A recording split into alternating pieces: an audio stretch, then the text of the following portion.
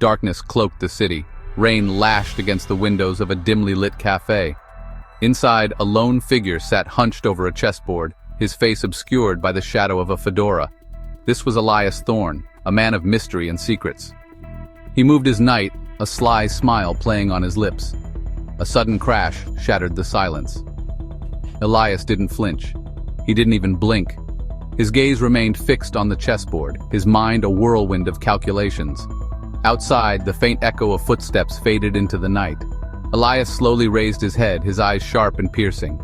He reached for his coat, a long, dark trench coat that seemed to swallow the shadows around him. As he stepped out into the rain-soaked street, he couldn't shake the feeling that he was being watched. He turned a corner, disappearing into the labyrinthine alleyways, his presence swallowed by the night. But Elias Thorne was not a man to be deterred. He was a hunter in the shadows, and tonight the game was afoot.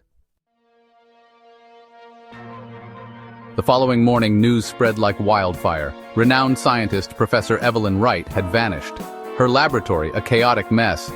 Theories abounded, but the police were baffled. Detective Inspector Davies, a man hardened by years on the force, surveyed the scene. Papers strewn everywhere, chemicals bubbling in forgotten experiments. It was like a hurricane had ripped through the lab. But something wasn't right. His eyes fell on a single chess piece, a white queen, lying on the floor amidst the chaos. It was an odd detail, out of place in the sterile environment of a laboratory. He picked it up, the cool ivory smooth against his calloused fingers. Davies had a hunch. This wasn't a random act. This was planned, calculated, and somehow he knew it was connected to the mysterious man in the cafe.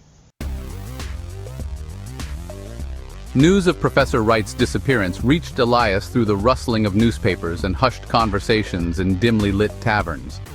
He listened intently, his face a mask of indifference, but his mind working overtime. He knew the professor, or rather, he knew her work. A brilliant mind on the verge of a groundbreaking discovery. A discovery someone would kill for. Elias had his suspicions, a shadow of a doubt that lingered in the corners of his mind.